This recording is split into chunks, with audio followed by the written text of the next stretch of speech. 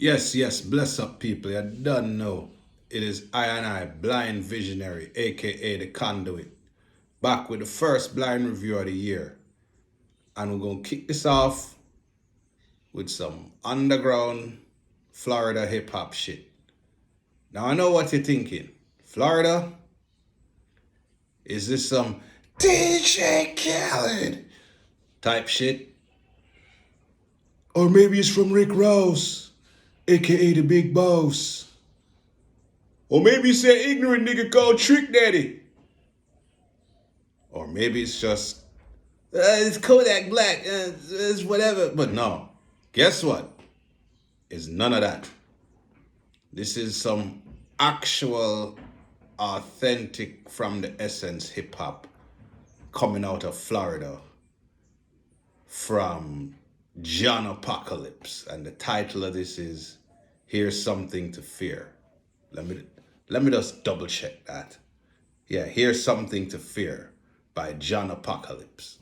Now, when I got this initial submission and I heard the title that I just recited to you guys, I thought John Apocalypse was a person.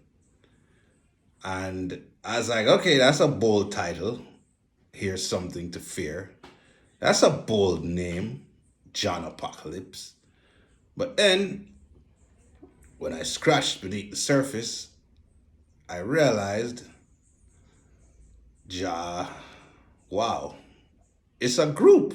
It's not a single person, which is an interesting name for a group, but they show and prove. And it's kind of like a Voltron situation, where Voltron is made up of 5 lions, 5 individuals who pilot those lions, but collectively it's just called Voltron.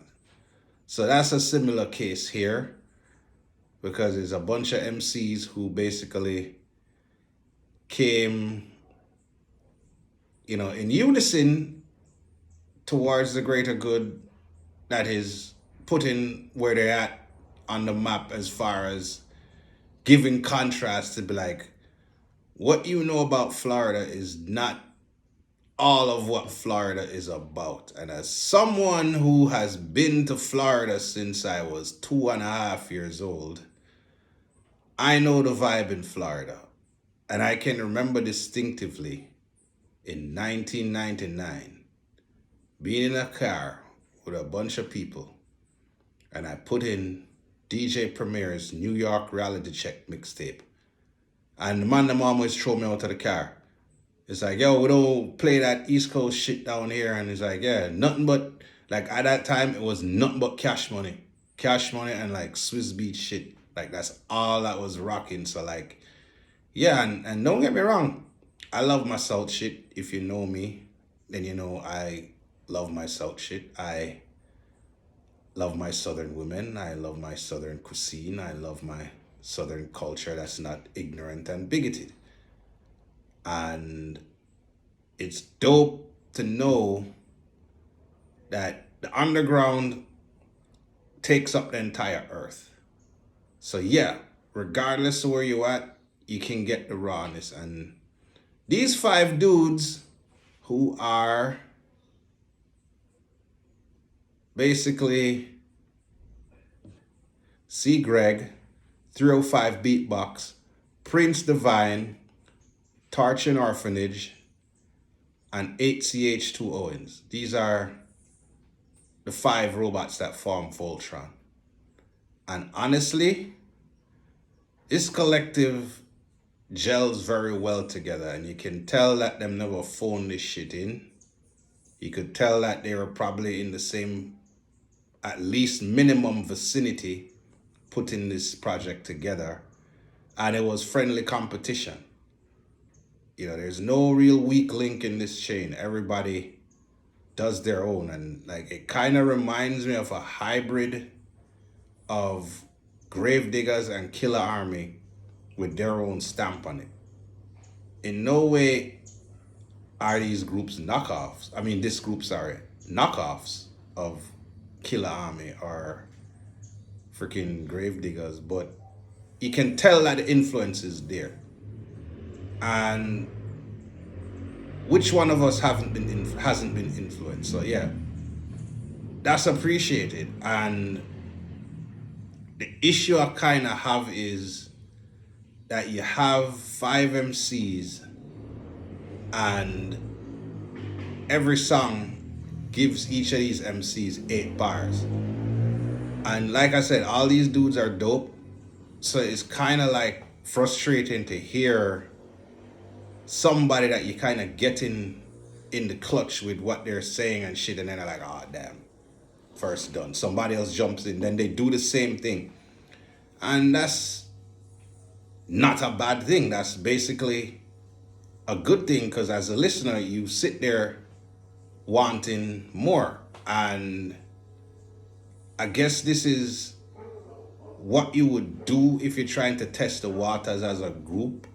Put out an EP, and the dynamic is there, the chemistry and the gelling is there. So the full length album that will follow up this 5-track EP, I can kind of tell that off the bat without even hearing shit, it's gonna be something like, just get production that's on the level of how you guys rhyme, and maybe kind of do some Wu-Tang shit where maybe like everybody not in every song, because y'all need some room to stretch your legs, yo, because the world needs to realize that, okay, it's a rarity when you have something outside of, say, a 3-man group where all the links can hold their own individually.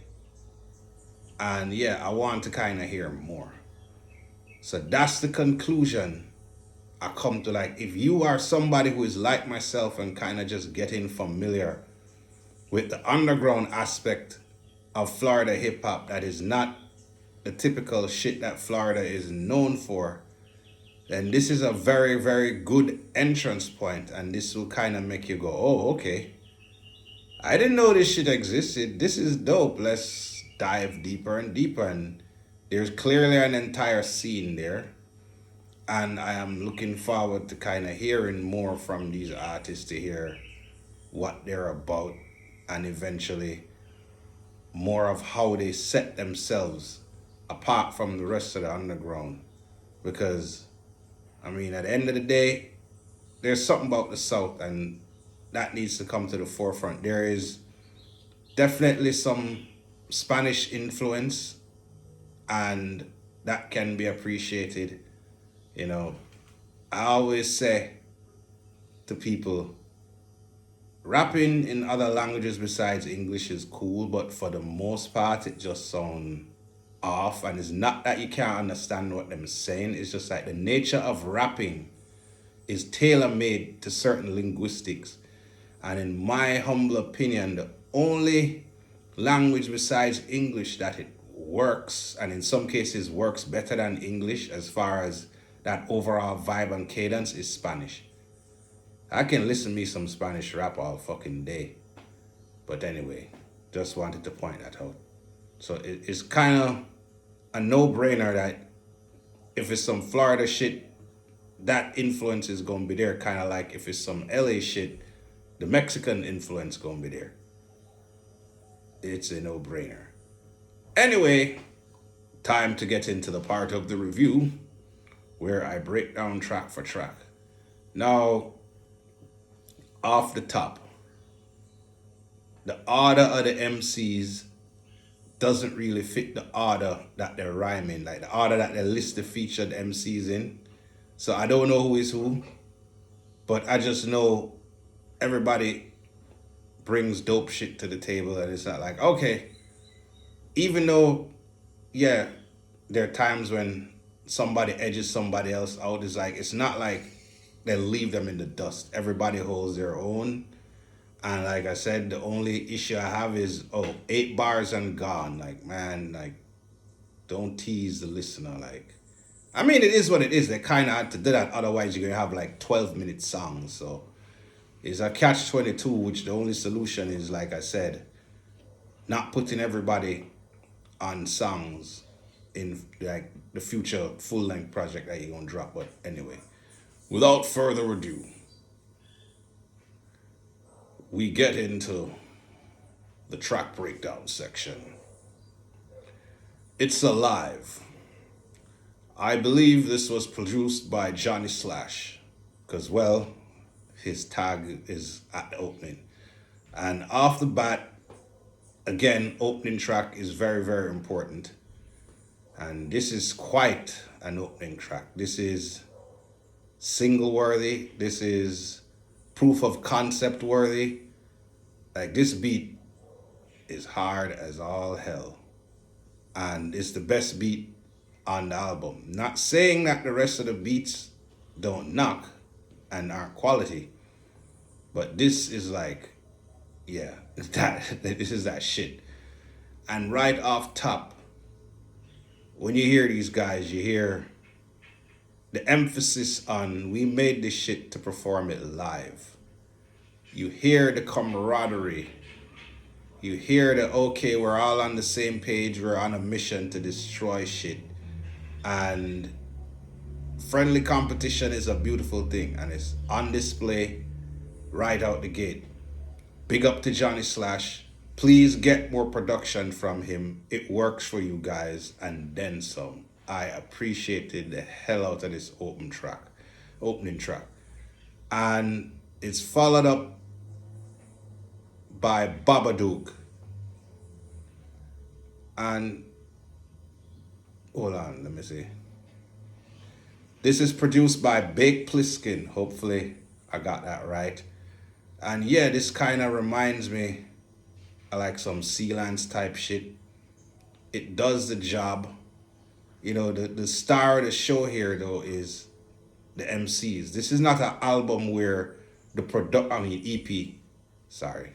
Like, when I say album, it's default. My apologies. I usually review albums, so yeah. But anyway, it usually is the case where in a lot of the situations, the production doesn't necessarily, well, sometimes it does, but it doesn't necessarily have to carry the MC. The MC can hold his own and kind of complement the production. But like, the production here for what these guys are doing is a backdrop. And you're more focused on what them saying and, oh, who gonna outshine who next? Who, like, that person just said some dope shit. What's the next person gonna say? So yeah, it keeps the listener who is in tune and a fan of this shit, like myself, actually paying attention. And it's a short ride, but it's a dope ride that goes, okay, this is what you're about. All right, I get it. Give me some more. So mission accomplished here, guys. And yeah, you basically opened with a dope track, followed up with another dope track. So we're off to the races. And then we'll come with track 3, La Plaga. And it was produced by Chrome. Now, this touches on the Spanish shit I was talking about earlier, because the hook is in Spanish and it's great. And these guys obviously, so far on this journey, got the memo about the importance of hooks. And I just hear all of this shit being performed live. It is so tailor-made and it is so clear that that is the intention. And as an MC who wants to be out there and who kind of has the stage in mind, because MC, not rapper, MCs murder stages. So yeah, smart choice, guys. And something that I notice about this is the ad-libs. The ad-libs, it seemed like all of you guys ad-libbing everybody's verse, which I think is pretty dope. And I think this is like the only song where somebody has a full-length verse towards the end. And I'm like, no! Why we can't have more of this? Because this was dope. But like, I understand. And I will hold out for when this is not the case and we can hear these cats rap them ass off extensively. So yeah, not a dope song. So then we got track number 4, Army of Darkness, produced by C. Greg. At least no, it didn't say who produced it. C. Greg didn't produce it. My apologies. But this is what I like to call the leaky faucet on PCP beat. It's gloomy, it's wobbly, it's trippy, it's dark, and it is a good backdrop to, again, the Gravediggers Killer Army comparison in terms of the subject matter. I would not say this is horrorcore. It's not brutal in your face type shit, because then if it was, I wouldn't bring up Killer Army. It's kind of just, yeah, barbarian rap, like vicious type shit. Like, you know, these dudes ain't on none of the shit them saying, but it sounds good. And it's no different from Wes Craven or Stephen King penning some shit. So take it along those levels. And yeah, they definitely know what they're doing as far as maintaining everybody being on the same page. And that kind of comes through on this song, as it does on the other songs. But it's like to say, okay, this wasn't like a one-off thing. This is what John Apocalypse is. This is what John Apocalypse is going to be. And it is appreciated. So the last song is The Horde, and it's a bonus track. And I don't know how, because it's an EP, so yeah, it's, but like this is kind of what out of all the songs on here gives me the Gravediggers vibe, as far as the atmosphere of the production and just the way the MCs are going. Yeah, it's the same structure, but for some reason, the feeling and the atmosphere just feels just on some dungeon bloody axe in the middle of space type shit. Yeah, that's what I said, because that's what it made me. Those are the words that come to mind. And it's a good closer, you know, makes you the listener say, yo, I want to hear more. These dudes are dope. I'd like to thank the people for putting me on to this, because I'm always receptive to anybody who carrying on tradition as far as this thing we call hip hop. So yeah, big up everybody involved with this project. Big up Florida. Big up hip hop. You done know. Check this out whenever you have a chance.